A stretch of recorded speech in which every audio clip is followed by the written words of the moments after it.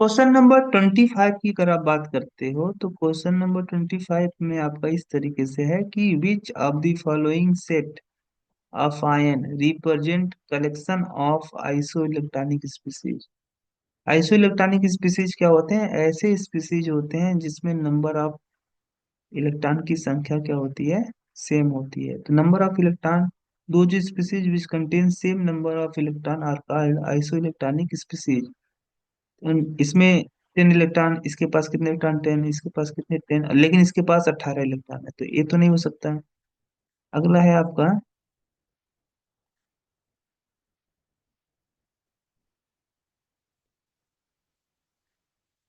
Lithium ion, sodium ion, magnesium, calcium, ये भी।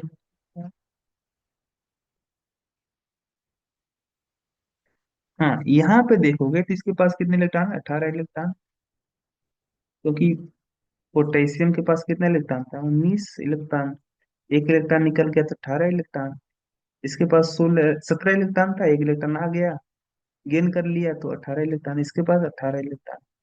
इसके पास कितने इलेक्ट्रॉन? 18, क्योंकि स्कैंडियम के पास 21 इलेक्ट्रॉन था, और 21 में से 3 इलेक्ट्रॉन निकाल दिया तो 18 इलेक्ट्रॉन बचा। तो 25 का कौन सा आंसर सही होगा? सी वाला। अगला क्वेश्चन जो है आपका, वो ये है कि in which of the following arrangement the order is not according to property indicated against it. कह रहा है in which of the following arrangement, इनमें से कौन सा अरेंजमेंट जो होगा, the order is not according to property indicated against it. तो यहाँ पे देखोगे जरा इंक्रीजिंग आयनिक साइज, मुझे पता है कि देखो यहाँ पे नंबर ऑफ प्रोटॉन क्या होगा इसके पास। देखो सारे के सारे जो आपके एल्युमिनियम आयन हो गया, मैग्नीशियम आयन हो गया, सोडियम आयन हो गया और क्लोराइड आयन, सभी स्पीसीज में 10 इलेक्ट्रॉन मौजूद है। लेकिन इसमें प्रोटॉन की संख्या 13 है, इसके पास 12 प्रोटॉन है, इसके पास 11 प्रोटॉन है, तो यहाँ पे 9 प्रोटॉन है। प्रोटॉन की संख्या ज्यादा होने से क्या होगा आपका, कि इफेक्टिव न्यूक्लियर चार्ज क्या होगा? ज्यादा होगा। तो इफेक्टिव न्यूक्लियर चार्ज ज्यादा होगा तो साइज भी क्या होगी? छोटी होगी। तो ये जो इस आपको ऑर्डर दिया गया है, ये ट्रू ऑर्डर है, ट्रू ऑर्डर। यहाँ पे क्या बोला था? दी ऑर्डर इज नॉट, यानी सही नहीं है। अगला है आपका boron, carbon, nitrogen, oxygen increasing first ionisation enthalpy. ये तो आपका स्टेटमेंट क्या है? 26 वाले का गलत है। क्यों 26 का बी गलत? क्यों? इसलिए कि नाइट्रोजन का जो आयोनाइजेशन एंथैल्पी होता है वह ज्यादा होता है इन कम्पेयर टू ऑक्सीजन, क्योंकि नाइट्रोजन का जो कन्फिग्रेशन है वह हाफ फील्ड है। तो यहाँ पे तो ऑक्सीजन को ज्यादा बता दिया, जबकि बताना चाहिए था नाइट्रोजन का ज्यादा। यानी सही करेक्ट आंसर कौन सा होगा? 26 का बी। अगला क्वेश्चन है आपका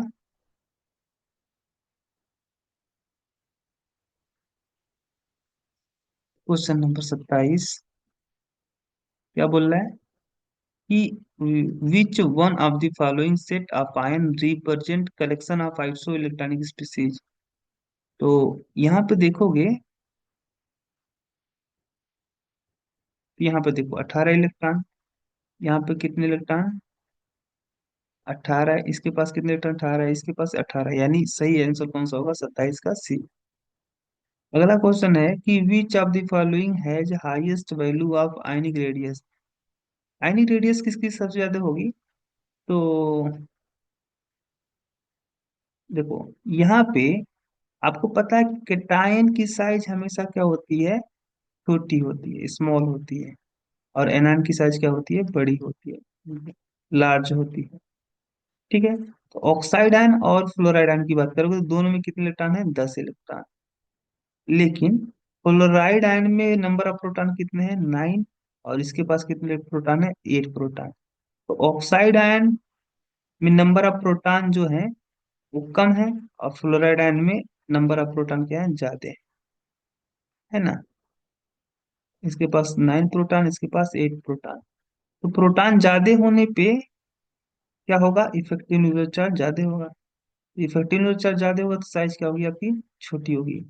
यानी फ्लोराइड आयन की साइज जो होगी वो आपकी छोटी होगी in compare to oxide ion, है ना। तो सबसे ज्यादा हाईएस्ट आयनिक रेडियस किसका आएगा? आपका साइड का। अगला है आपका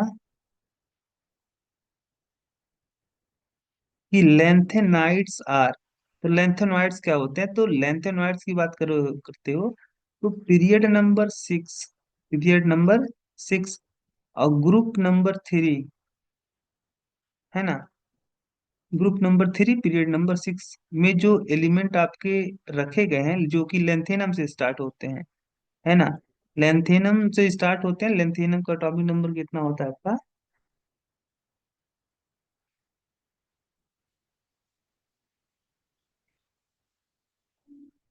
57 होता है ना?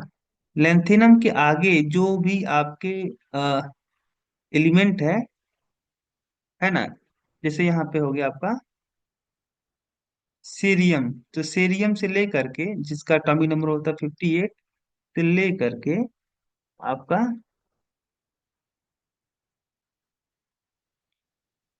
लूटेटेनियम जिसका एटॉमिक नंबर कितना होता है आपका? 71। तो 758, एटॉमिक नंबर 58 से लेकर के एटॉमिक नंबर 71 लूटेटेनियम तक का जो ये जो एलिमेंट है, ये जो आपके एलिमेंट है जो कि पीरियड नंबर 6 और ग्रुप नंबर 3 में रखे गए हैं। जो मेन हमारा पीरियाडिक टेबल है, मेन पीरियाडिक टेबल के नीचे एक आपका दो और पीरियड बनाए गए हैं, है ना? यानी मेन पीरियाडिक टेबल के ये जो आपके लेंथेनॉइड, चाहे लेंथेनॉइड एलिमेंट हो गए चाहे एक्टिनॉइड एलिमेंट हो गए, इनको एक किस ब्लॉक से बिलोंग करते हैं? F block. एफ ब्लॉक को मेन पीरियोडिक टेबल से बाहर रखा गया है क्योंकि अगर हम एफ ब्लॉक एलिमेंट को मेन पीरियोडिक टेबल में हम अगर रख देते तो इसका इस मेन पीरियोडिक टेबल का क्या हो जाता? एक्सपेंशन हो जाता, है ना? एक्सपेंशन ना हो, पीरियोडिक टेबल डिस्टर्ब ना हो, इसलिए लेंथेनॉइड एलिमेंट और एक्टिनॉइड एलिमेंट को मेन पीरियोडिक टेबल के बाहर रख दिया गया है ना? तो लेंथेनॉइड जो है वो क्या है? तो लेंथेनॉइड ऐसे एलिमेंट हैं जो कि लेंथेनम से सिमिलरिटी शो करते हैं, जिनकी प्रॉपर्टी लेंथेनम से मैच करती है ना? जिनकी केमिकल प्रॉपर्टी और फिजिकल प्रॉपर्टी लेंथेनम से मैच करती है, जो लेंथेनम को फॉलो करते हैं, है ना? उन एलिमेंट को हम लोग बोलते हैं लेंथेनॉइड एलिमेंट। और लेंथेनॉइड एलिमेंट में कौन कौन से एलिमेंट आते हैं? तो सीरियम से लेकर के लूटेटेनियम तक, यानी एटॉमिक नंबर 58 से लेकर के 71 तक। तो यहाँ पे इस पूरे लेंथेनॉइड सीरीज में कितने एलिमेंट हैं? तो पूरे लेंथेनॉइड सीरीज में आपके 14 एलिमेंट हैं। कितने एलिमेंट है? 14 एलिमेंट। यहाँ पे आप एक बार देख लीजिए कौन सा ऑप्शन मैच कर रहा है। तो यहाँ पे देखिए 14 एलिमेंट इन 6 पीरियड। हाँ, ये तो बात सही है कि छठवें पीरियड से बिलोंग करते हैं, एटॉमिक नंबर 58 से लेकर 71 तक। और यहाँ पे जो इलेक्ट्रॉन जाता है वह कहाँ पे जाता है? 4f सबसेल में जाता है।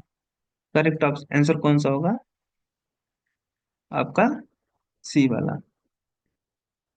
अगला है आपका विच of the following grouping represent collection of iso electronic species. तो यहाँ पे आइसो इलेक्ट्रॉनिक स्पीसीज की बात करते हो, यहाँ पे देखो इसके पास 10 इलेक्ट्रॉन, इसके पास 10 इलेक्ट्रॉन, इसके पास 10 इलेक्ट्रॉन, यानी आइसो इलेक्ट्रॉनिक जो ग्रुपिंग है वो कौन सा है? सी वाला। अगला है आपका question, according to periodic law of element variation in properties of element is related to year. तो पीरियोडिक लॉ जो है, पीरियोडिक जो लॉ है जो कि कहता है किसी भी केमिकल प्रॉपर्टी, है ना? द केमिकल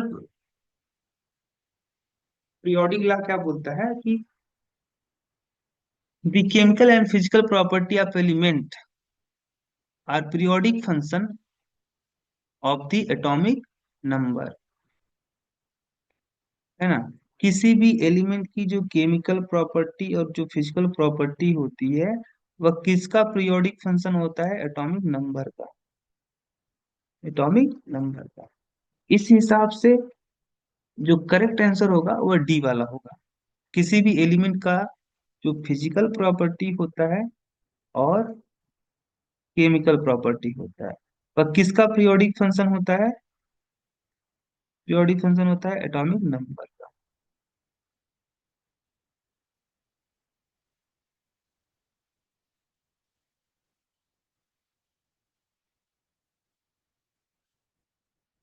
अगला है क्वेश्चन नंबर 32 कि element with atomic number 56 to belong to which block. Atomic number 56 की बात अगर आप बात करते हो, एटॉमिक नंबर 56 की अगर आप बात करते हो,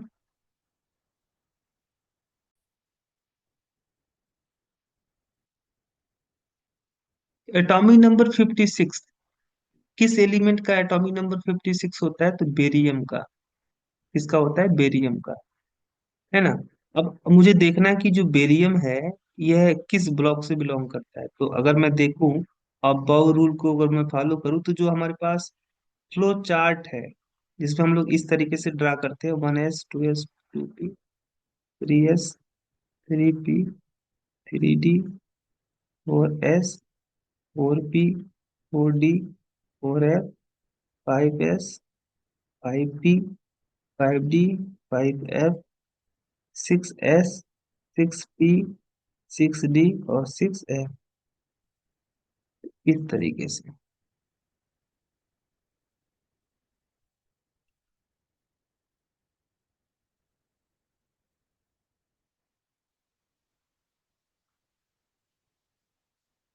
है ना।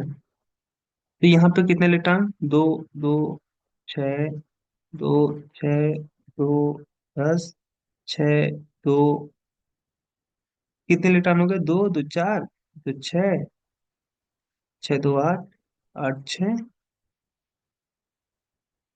दो दो चार, छः चार 10, 10 2 12, 12 6 18, 18 2 20, 20 10 30, 30 6 36, दो 38, 38 के बाद में आपका 10 और चला जाएगा, 48, और 48 छः, कितना हो गया आपका?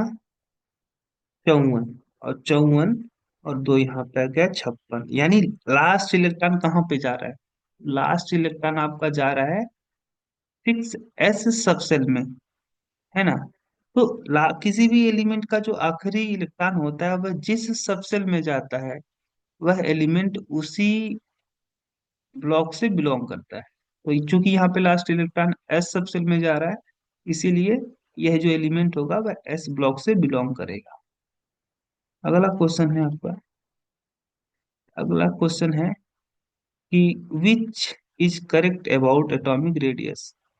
एटॉमिक रेडियस के बारे में कौन सा स्टेटमेंट सही है? देखो, नाइट्रोजन की इलेक्ट्रॉन इफेक्टिव न्यूक्लियर चार्ज क्या होगा? ज्यादा होगा। तो अगर नाइट्रोजन का इफेक्टिव न्यूक्लियर चार्ज कार्बन से ज्यादा है, तो इफेक्टिव न्यूक्लियर चार्ज ज्यादा होने से क्या होता है? साइज आपकी घट जाती है। साइज क्या हो जाती है? घट जाती है। तो ज्यादा इफेक्टिव न्यूक्लियर चार्ज किसका ज्यादा है? तो इफेक्टिव न्यूक्लियर चार्ज आपका ज्यादा है नाइट्रोजन का। तो नाइट्रोजन की साइज क्या होगी? छोटी होगी। ये स्टेटमेंट तो ट्रू है, ये सही है। ऑक्सीजन की, ऑक्सीजन और नाइट्रोजन की कंपेयर करोगे,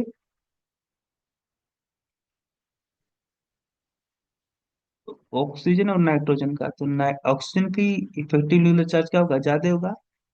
तो इसका अगर इफेक्टिव न्यूक्लियर चार्ज ज्यादा होगा, इसकी साइज क्या होगी? छोटी होगी, है ना। अगर इसकी साइज छोटी होगी, यहाँ पे तो गलत दे दिया।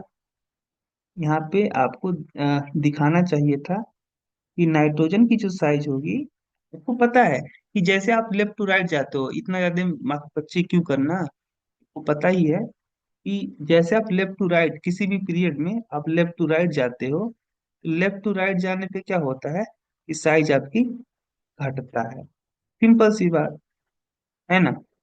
तो ऑक्सीजन और नाइट्रोजन की बात करोगे, तो ऑक्सीजन की जो साइज होगी वह कम होगी इन कम्पेयर टू नाइट्रोजन, जबकि उल्टा यहाँ पे उल्टा दिया है, तो ये गलत है। ऑक्सीजन और फ्लोरीन की बात कर रहे हो, तो फ्लोरीन की साइज क्या होगी? छोटी होगी।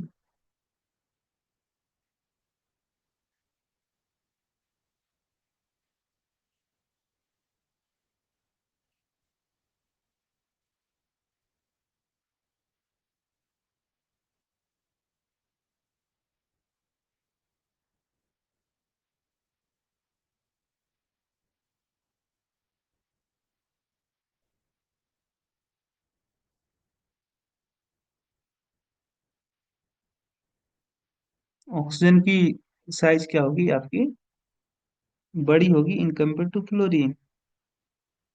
यहाँ पे दो ऑप्शन सही निकल रहे हैं आपका, ए एंड सी वाला। तो ये आपका MSQ टाइप का क्वेश्चन है। MSQ में मतलब जहाँ पे एक से ज्यादा ऑप्शन आपके क्या हो सकते हैं, सही हो सकते हैं, है ना। एक बार फिर से देख लो। देखो, कार्बन नाइट्रोजन की बात करते हो, तो कार्बन से नाइट्रोजन पे जाओगे आप तो लेफ्ट टू राइट जा रहे हो, पीरियड सेकंड पीरियड में आप लेफ्ट टू राइट जा रहे हो। तो यहाँ पे नाइट्रोजन की जो साइज होगी वह क्या होगी, कम होगी इन कंपेयर टू कार्बन। और फिर आप ऑक्सीजन नाइट्रोजन की बात करते हो, तो ऑक्सीजन आपका राइट हैंड साइड है ना, तो ऑक्सीजन की साइज क्या होगी, छोटी होगी इन कंपेयर टू नाइट्रोजन। और फिर आपका ऑक्सीजन और फ्लोरीन की बात करते हो, तो फ्लोरीन का जो होगा साइज छोटा होगा इन कंपेयर टू ऑक्सीजन।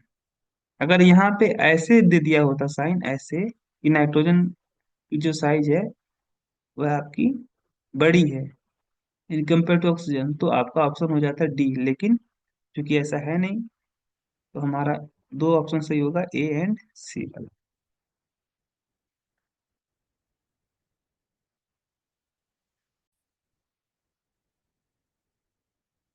अगला क्वेश्चन है आपका, क्वेश्चन नंबर कितना, क्वेश्चन नंबर आपका 33 तो हो गया।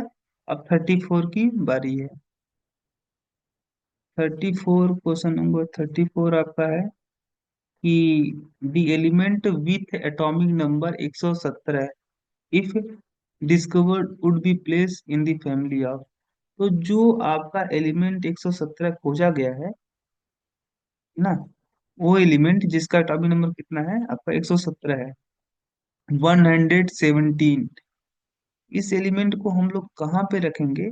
एटॉमिक नंबर 117 वाले जो एलिमेंट को खोजे गए हैं, इनको हम लोग कहाँ पे रखेंगे।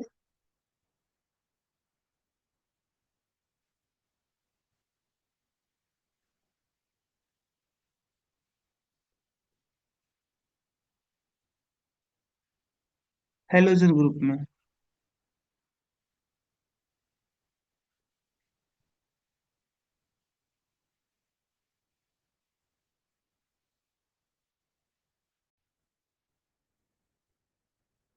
तो एलिमेंट जो है आपका जिसका एटॉमिक नंबर होता है 117, यह एलिमेंट है आपका टेस्टीन, है ना, टेस्टीन। टेस्टीन जो है आपका है टेस्टीन, ये टेस्टीन जो है, ये एलिमेंट आपका हेलोजन ग्रुप में रखा गया है। कहाँ पे रखा गया है, हेलोजन ग्रुप में रखा गया है। जैसे आपका फ्लोरीन, क्लोरीन, ब्रोमीन, आयोडीन, अस्टाटीन और टेस्टीन, है ना आपका। तो हाइड्रोजन ग्रुप में रखा गया है भाई इनको। तो ये ऑप्शन कौन सा होगा, डी वाला।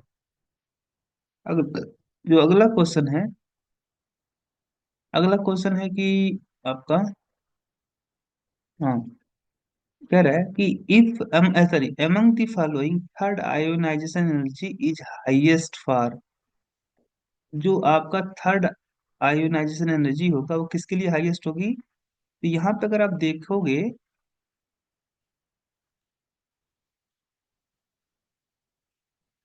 तो इसका देखोगे लास्ट वाले का मैग्नीशियम का, तो आपका 1s2, 2s2, 2p6 और 3s2। तो जब दो इलेक्ट्रॉन ऑलरेडी निकाल चुके होगे आप, तो इसका कन्फिग्रेशन बन चुका होगा 1s2, 2s2 और 2p6, यानी ये अब नियॉन जैसा बन चुका है, यानी ये आपका काफी ज्यादा स्टेबल है। लेकिन बोरान की भी अगर बात करते हो, तो बोरान के केस में क्या है कि 1s2, 2s2 और 2p1, दो इलेक्ट्रॉन अगर ऑलरेडी निकाल चुके हो आप, तो इसका कन्फिग्रेशन जो बनेगा 1s2, है ना, ये आपका हीलियम जैसा बन चुका है। और ये कैसा बन चुका है आपका, ये आपका हीलियम जैसा बन चुका है, और ये आपका नियॉन जैसा बन चुका है ना।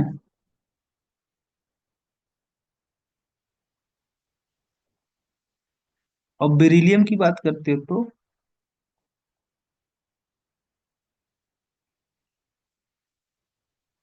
बेरिलियम की अगर बात करते हो, बेरिलियम के केस में क्या होने वाला है आपका कि बेरिलियम को 1s2 2s2। ओहो, यहाँ पे आप देखो देखना पड़ेगा कि बेरिली बोरान से जब दो इलेक्ट्रॉन आप बाहर निकाल दोगे ना, तो इसका कॉन्फ़िगरेशन 1s2 2s1 होने वाला है ही। और ये हीलियम जैसा नहीं होगा। हाँ, यहीं पे बेरिलियम के लिए बात करोगे तो बेरिलियम से अगर दो इलेक्ट्रॉन निकाल दोगे तो एक कैसा बन जाएगा, आपका हीलियम जैसा बन जाएगा, है ना। तो हीलियम यहाँ देखो ये आपका, देखो दोनों ही क्या है आपके नोबल गैस कॉन्फ़िगरेशन ऑप्टेंड कर लिए हैं, या ये वाला और ये वाला। लेकिन हीलियम के लिए क्या होगा आपका, जो इलेक्ट्रॉन होगा वह नजदीक होगा न्यूक्लियस के, इसीलिए यहाँ से इलेक्ट्रॉन निकालना मुश्किल होगा। थर्ड आयोनाइजेशन एनर्जी किसके लिए हाईएस्ट होने वाली है, आपकी बेरिलियम के लिए। क्योंकि बेरिलियम में दो इलेक्ट्रॉन जब आप निकाल चुके होगे तो यह हीलियम जैसा बन जाएगा। और हीलियम ये मोर स्टेबल कॉन्फ़िगरेशन ऑब्टेन कर लेगा, जो कि जहाँ पे इलेक्ट्रॉन क्या होगा, बहुत ही नजदीक होगा इन टू दी न्यूक्लियस, और यहाँ पे इलेक्ट्रॉन निकालना काफी ज्यादा एनर्जेटिक हो जाएगा, काफी ज्यादा एनर्जी लगेगी। अगला है आपका क्वेश्चन।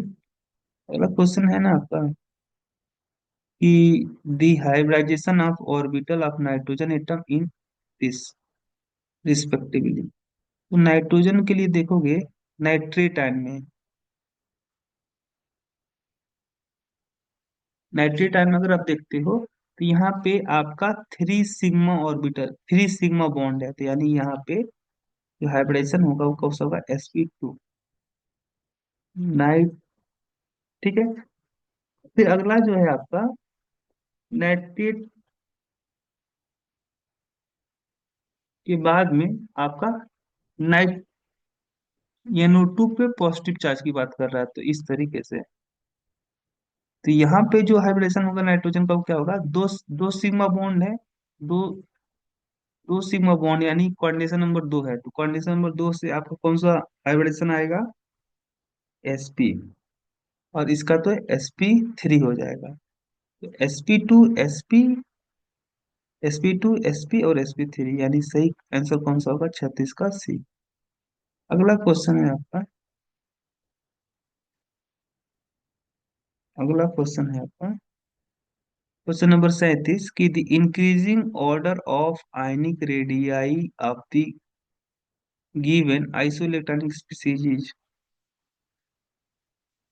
इंक्रीजिंग ऑर्डर में मुझे देखना है, तो देखो sulphide ion, chloride ion, calcium ion और पोटेशियम आयन। तो यहाँ पे यहाँ पे किसके पास कितने इलेक्ट्रॉन, 18 इलेक्ट्रॉन इसके पास, 18 इलेक्ट्रॉन इसके पास, 18 इलेक्ट्रॉन इसके पास, कितने इलेक्ट्रॉन, 18, है ना। लेकिन यहाँ पे देखोगे, यहाँ पे 20 प्रोटॉन, यहाँ पे 19 प्रोटॉन, यहाँ पे 17 प्रोटॉन, यहाँ पे 16 प्रोटॉन। तो सबसे ज्यादा आपके नंबर ऑफ प्रोटॉन यहाँ पे आपको दिख रहे हैं कैल्शियम के लिए, है ना। क्योंकि इस चारों के चारों स्पीसीज कैसे हैं, आइसो इलेक्ट्रॉनिक। लेकिन नंबर ऑफ प्रोटॉन क्या है, डिफरेंट है। तो जिसमें नंबर ऑफ प्रोटॉन ज्यादा होगा उसका इफेक्टिव न्यूक्लियर चार्ज क्या होगा आपका, ज्यादा होगा। इफेक्टिव न्यूक्लियर चार्ज ज्यादा होगा तो साइज क्या होगा, छोटा होगा। यानी सबसे छोटा साइज किसका होगा, कैल्शियम आयन का। ठीक है। उसके बाद पोटेशियम का, फिर क्लोराइड का, फिर सल्फाइड का। कैल्शियम आयन की साइज सबसे छोटी होगी, फिर उससे बड़ा होगा कैल्शियम आयन, फिर उससे बड़ा कौन होगा साइज, क्लोराइड आयन, फिर सबसे बड़ा कौन होगा, सल्फाइड आयन। अगला है,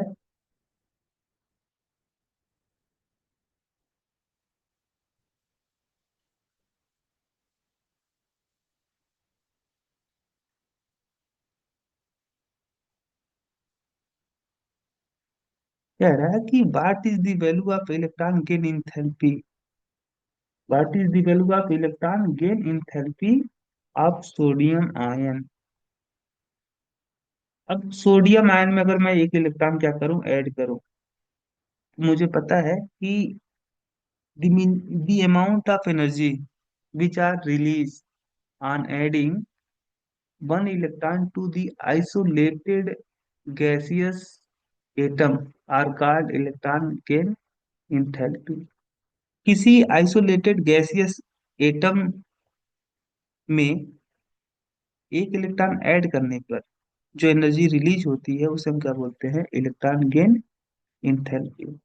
और मुझे पता है, देखो अब कह रहा है कि the value of electron gain enthalpy of sodium ion if ionisation energy of sodium कितना है, 5.1 इलेक्ट्रॉन वोल्ट है। अगर सोडियम का इलेक्ट्रॉन यानी सोडियम से एक इलेक्ट्रॉन बाहर निकालने के लिए कितनी एनर्जी जरूरत पड़ती है, 5.1, है ना। इतनी एनर्जी जरूरत पड़ेगी सोडियम से एक इलेक्ट्रॉन निकालने के लिए। तो इतनी ही एनर्जी रिलीज होगी जब सोडियम आयन में आप एक इलेक्ट्रॉन क्या करोगे, ऐड करोगे।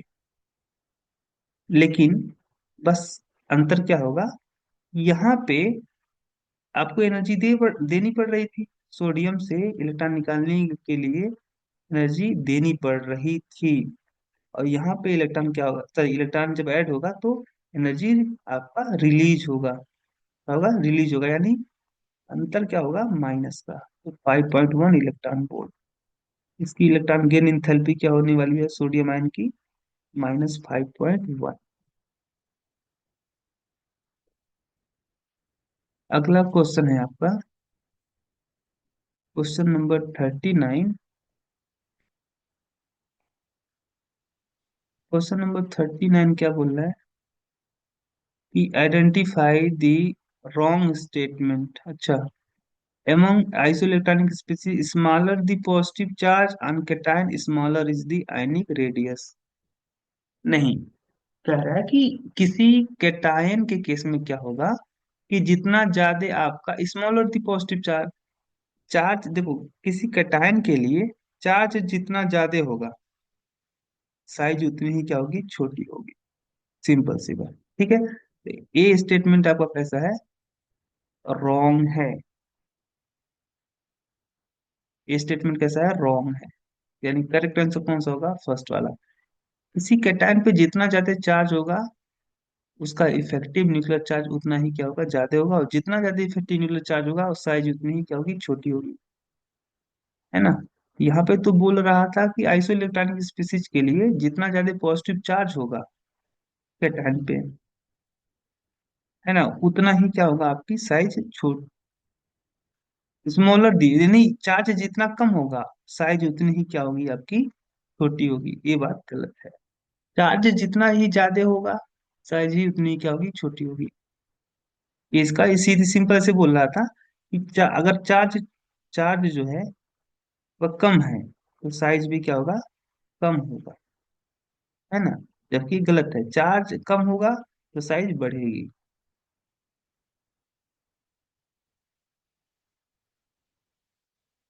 अगला क्वेश्चन है आपका 40। क्वेश्चन नंबर 40 क्या बोल रहा है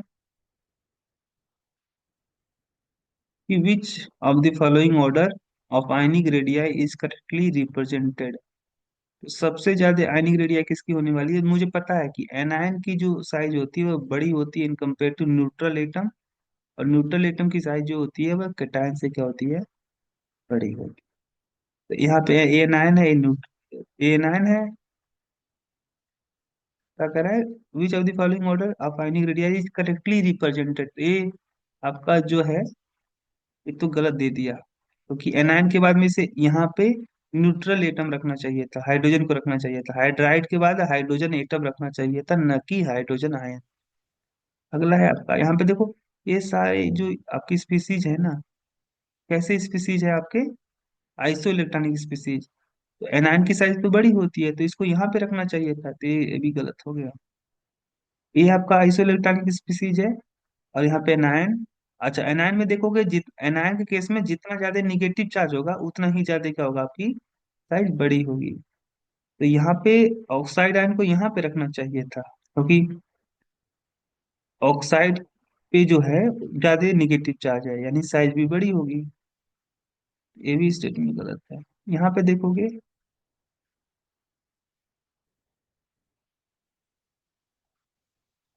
एल्युमिनियम आयन, मैग्नीशियम है और नाइट्राइड है।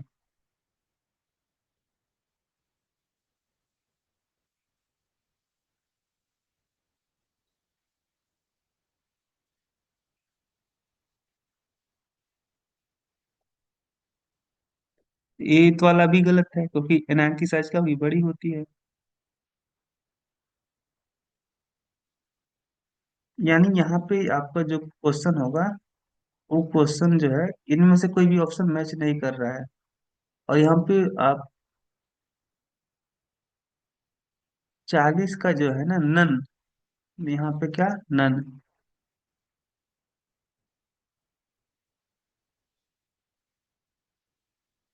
40 वाला जो क्वेश्चन है वो क्या बोल रहा है, नन। ये बात यहाँ पे देखो, नन, कोई नहीं। यानी ये ऑप्शन सारे जो दिए गए हैं सेट किए गए हैं, कभी कभी मिस प्रिंटिंग हो जाता है और यहाँ पे दिखा भी रहा है कि हाँ भाई मिस प्रिंटिंग हुआ है, क्योंकि आंसर ही नहीं मैच कर रहा है।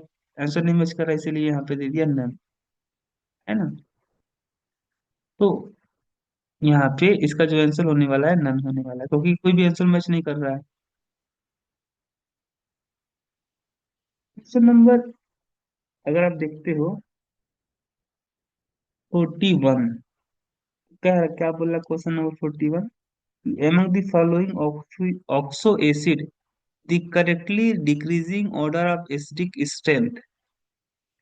तो ये जो सारे आपके डिफरेंट ऑक्सो एसिड दिए गए हैं, इनमें सबको बताना है कि एसिडिक स्ट्रेंथ का ऑर्डर क्या होगा। तो मुझे पता है कि देखो, ऑक्सीडेशन स्टेट, अगर ऑक्सो एसिड की बात करते हैं तो ऑक्सो एसिड में जो सेंट्रल एटम होता है, सेंट्रल एटम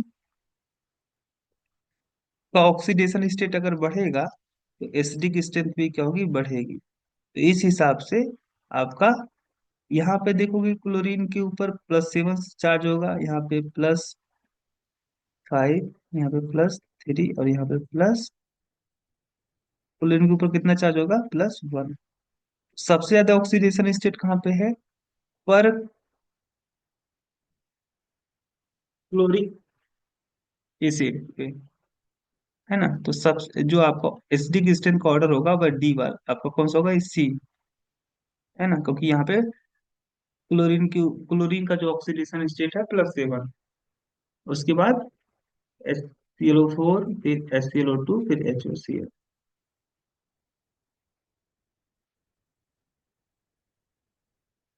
अगला क्वेश्चन है कि 42 की आयनिक रेडियाई आर रिस्पेक्टिवली। तो देखो सबसे ज्यादा आयनिक रेडियाई किसकी होगी यहाँ पे, तो सबसे ज्यादा जो आयनिक रेडियाई होगी नाइट्राइड आयन की होगी। क्यों, क्योंकि नाइट्राइड आयन पे चार्ज क्या है, ज्यादा है। उसके बाद ऑक्साइड आयन की, और सबसे कम जो साइज होने वाली है फ्लोराइड आयन की। फ्लोराइड आयन के रिस्पेक्ट में सबसे कम होने होगा, नाइट्राइड के लिए सबसे ज्यादा होगा, है ना। यहाँ पे देखो, देखो ए फ्लोराइड आयन के लिए है, ए ऑक्साइड आयन के लिए है, और एक किसके लिए है, नाइट्राइड आयन के लिए। तो सबसे ज्यादा, फिर कम, और सबसे कम आपका फ्लोराइड आयन के लिए। यानी करेक्ट आंसर कौन सा होगा आपका, तो 42 का ए। अगला क्वेश्चन है 43 कि for one of the element various successive ionisation enthalpy are the element is. तो यहाँ पे देखोगे, देखो ये फर्स्ट आयोनाइजेशन एंथैल्पी है, उसके बाद सेकंड, और ये फिर क्या है, थर्ड है। और थर्ड से जैसे ही फोर पे गए ना, देखो थर्ड और फोर्थ आयोनाइजेशन एनर्जी के बीच में बहुत ज्यादा गैप है, यानी अचानक से आयोनाइजेशन एनर्जी क्या हो गई, जंप हो गई। यानी इसका मतलब थर्ड इलेक्ट्रॉन निकालने के बाद में जब चौथा इलेक्ट्रॉन निकालोगे ना तो बहुत ज्यादा एनर्जी रिक्वायर्ड होगी। ऐसा किस केस में मिलता है कि थर्ड निकालने के बाद फोर्थ निकालने में बहुत ज्यादा एनर्जी रिक्वायर्ड होती है, एल्युमिनियम। कैसे, क्योंकि एल्युमिनियम का देखोगे 1s2 2p6 और 3s2 3p1। एक इलेक्ट्रॉन निकाले तो यहाँ पे जीरो हो गया, यहाँ से दो इलेक्ट्रॉन निकाले, जीरो हो गया। अभी कैसा बन गया, नियॉन जैसा। अब इलेक्ट्रॉन निकालना बड़ा ही क्या हो जाएगा, मुश्किल हो जाएगा। यानी चौथा इलेक्ट्रॉन निकालने के लिए बहुत ज्यादा एनर्जी रिक्वायर्ड होगी। सही आंसर कौन सा होगा, डी वाला।